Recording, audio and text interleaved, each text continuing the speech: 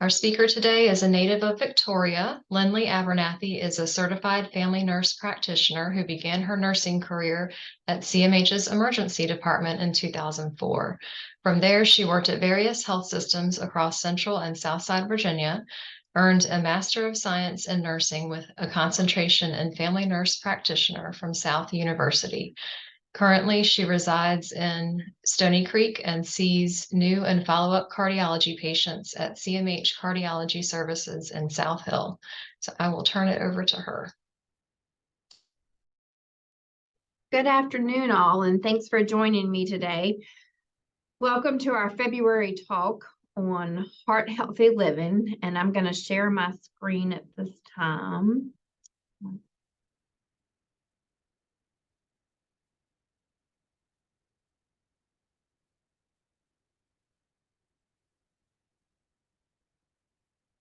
Can you see my PowerPoint? Okay. All right. So heart healthy living is what we're going to discuss today. And some of the objectives that we will talk about is how do we eat better? How do we move more? Maintain a healthy weight, stop smoking, and manage our stress. Heart healthy eating. So what ways that we can start with heart healthy eating? So one, and I've always heard this, is that don't think of it as a diet. Think of it as a lifestyle change or a new way of adopting your lifestyle. People think of it as diet and then they get discouraged because they fall off the wagon, but it's a new way of adapting life. And make small steps. If you start increasing more water and cutting out more carbs or exercising, but baby steps. Take it a few steps at a time. And make sure that it fits with your lifestyle. I know a lot of us are busy moms and dads with travel ball or cheering or sports or activities for ourselves. And so making sure you can incorporate that with your lifestyle. And what's on your plate, make it colorful. One of the ways that I share of eating healthy is when you have your plate, a quarter of it being protein, like your meat, a quarter of it being starch or carbohydrates, and then half of your plate being all vegetables. So you're getting all your food categories in, but veggies most, as I call it. Look for hidden sources of fat, salt, sugars in your food labels. Avoid processed foods as much as you can, such as deli meats and hot dogs. Ask your doctor if you want to go on a certain diet, because some medications do affect what you can eat. So just check with your provider prior to starting a new diet. And be mindful of your food choices we talked about before. So make sure it's something that you can adapt to when you're at home, when you're on the go, when you're making your grocery list. And tell your friends and family about the change that you're going to be doing so that they can embrace you in this change and help you with this change. And when you're cooking your own food, it's a little bit easier because you know what ingredients you're putting in there. If you look at some of the ingredients from prepared foods, you can't mention some of the words that are in there. Some other tips are don't shop hungry. Make a grocery list ahead of time. So kind of meal prep. What do you think your meals are going to look like for this week? And if you are able to, make enough so that you can have lunch the next day or have a leftover meal later in the week. And shop the outer aisles. So your produce, your dairy, your cheeses, all those are on the outer aisles, your meat. So those are a few tips for when grocery shopping. We're going to talk about two diets with heart healthy. One is the DASH diet, which is a dietary approach to stop hypertension. So it's a lower sodium diet. And then your Mediterranean diet, which incorporates fresh fruits and vegetables, high fiber foods and whole grains, beans, nuts, some fish, and olive oil. Your DASH diet focuses on fruits and veggies, healthy fats, whole grains, and protein-rich foods, but it's lower in fat and non-fat dairy. Limiting the amount of sodium. So a teaspoon of salt equals about 2,300 milligrams. If you already have a history of high blood pressure, diabetes, chronic kidney disease, or over the age of 50, then you want to aim for about 1,500 milligrams of sodium or less a day. Benefits of this diet is the preparation that minimizes salt. So trying to make your own meals, reading the labels on the ingredients. And it's going to help prevent you from having high blood pressure. People that are at higher risk are African Americans, older adults, and people with diabetes will greatly benefit from this kind of diet. The Mediterranean diet is fats made up of a greater portion of this diet, so mainly unsaturated fats that you would find in fish oils, olive oils, seed oils, or nut oils. And this is thought to have a more protective effect on your heart. It's light on dairy and meats, and some of the benefits have been linked to weight loss, lower likelihood of developing diabetes, having a heart attack or a second heart attack, or heart disease. And there are some studies showing that it may even help slow the progression of memory loss. So again, some things as you go through when you're looking at your nutrition. So choose wisely. Read the food labels. What's in the food labels? What's the carbohydrates? What is the sodium? What are the cholesterol? What are the fats? Mind your portions. Again, you can look at different plated methods, but quarter of your plate protein, a quarter of your plate carbohydrates, and half of your plate is veggies. And learn how to cook healthy. I know Pinterest has a lot of different recipes that you can go online and get and watch videos on how to cook them. You want to limit your alcohol intake. Again, don't shop hungry. Keep a food diary of what you ate.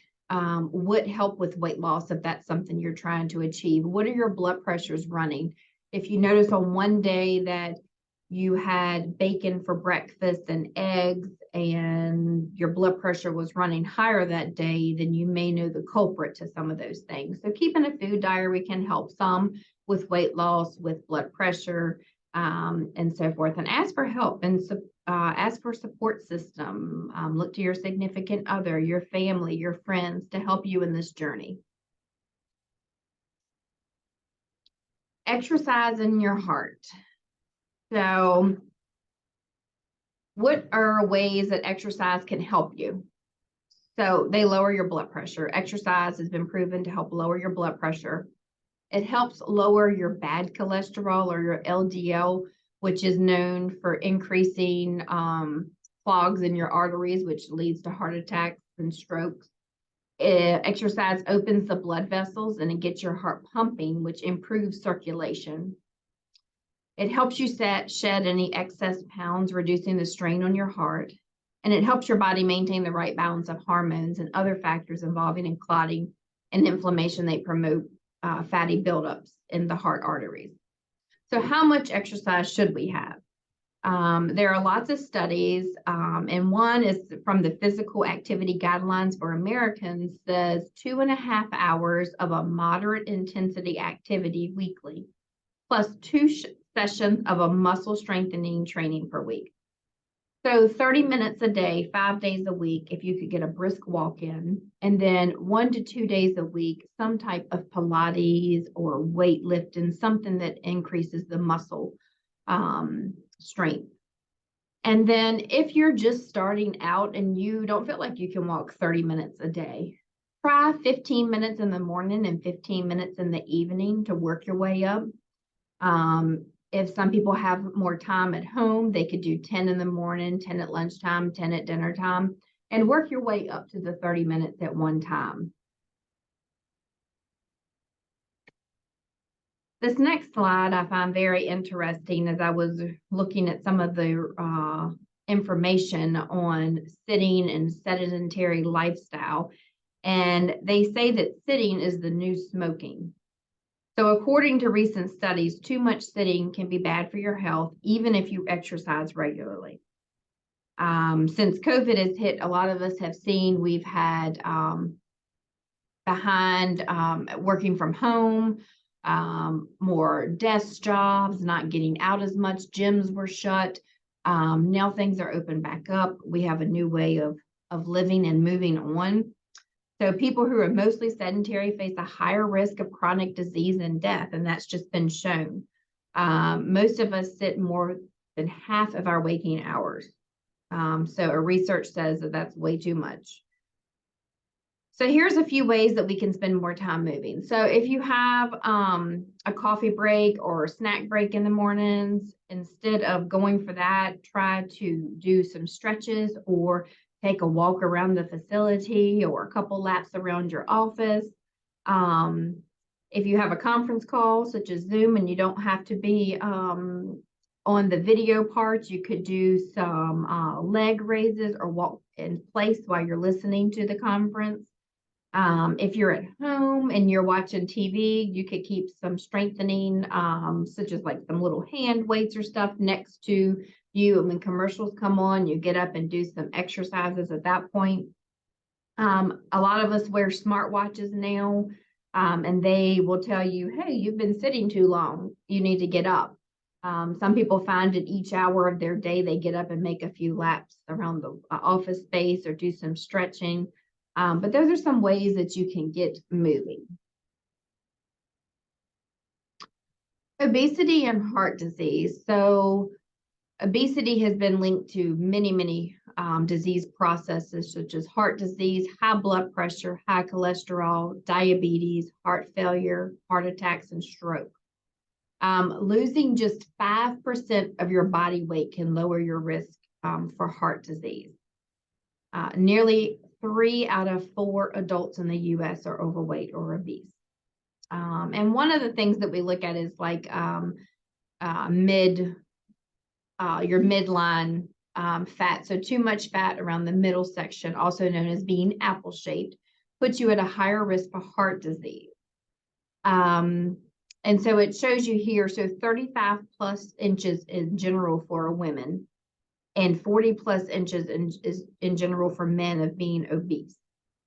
And so what causes excess body fat? So as we've already talked about, diet, inactivity, sedentary lifestyle, poor eating habits, aging, genes play a factor in it, stress, depression, and sleep deprivation. All of that plays a part in obesity.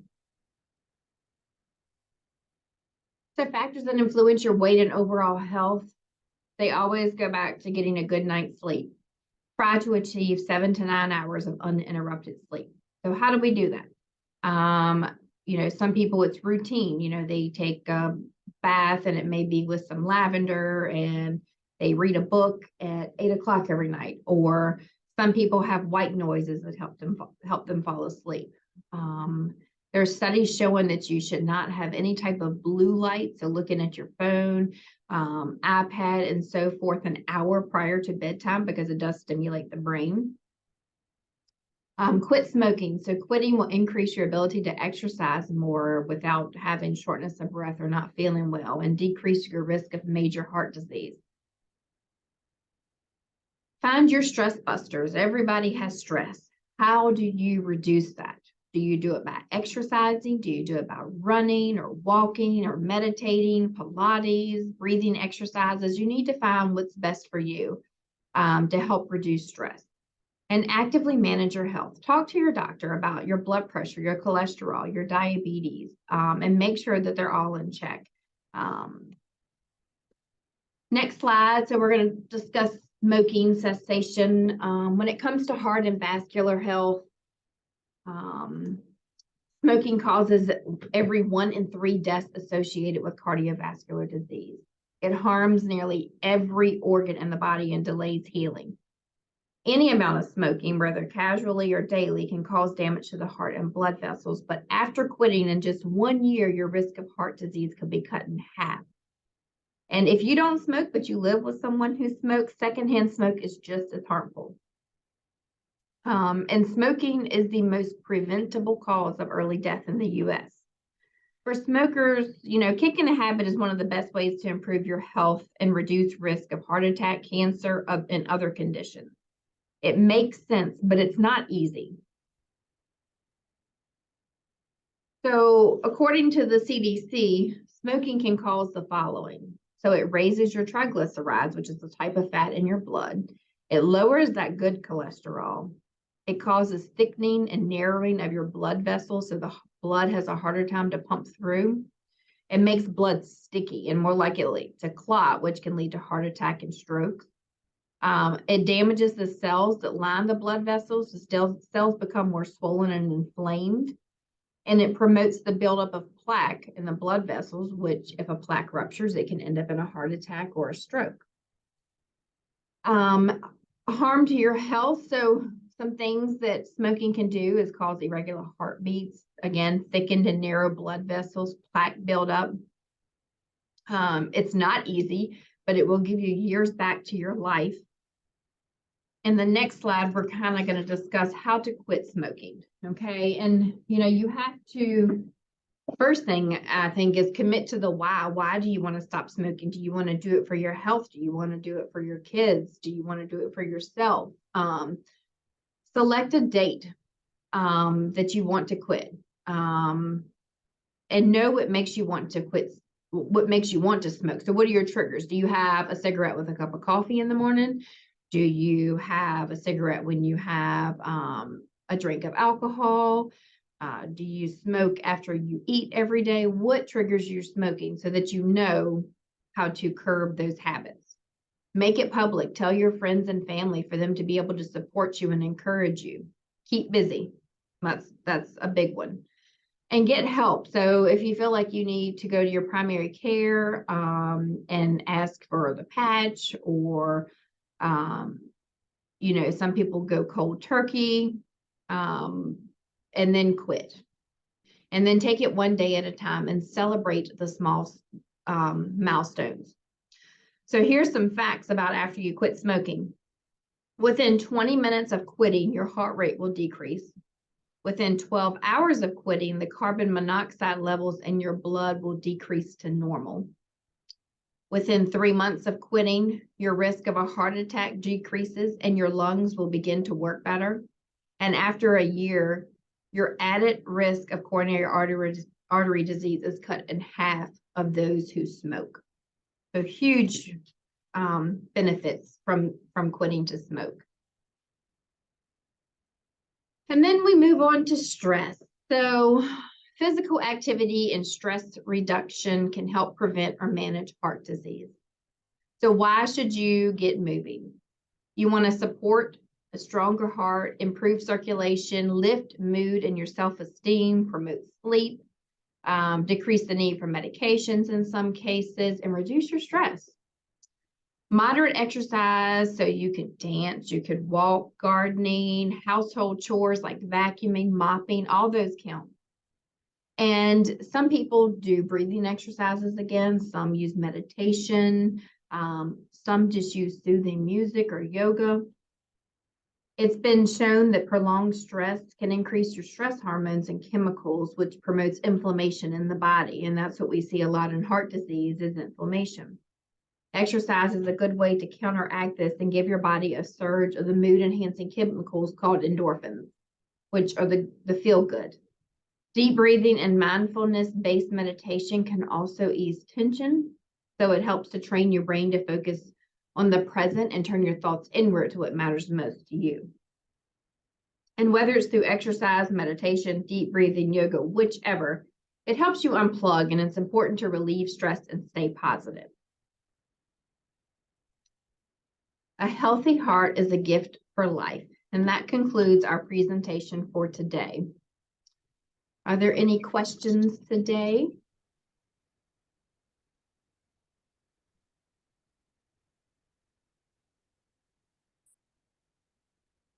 If you have a question, you can either unmute your microphone or ask in the chat.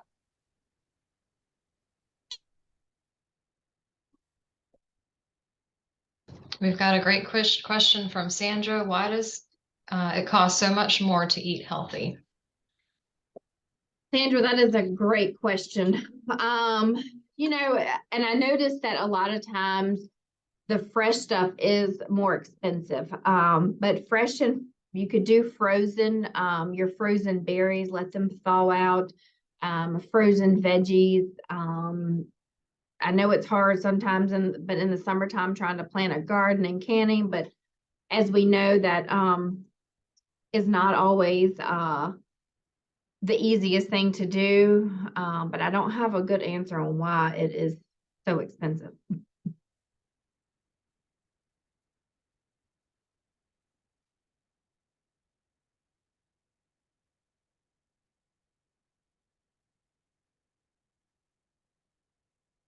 Any other questions today?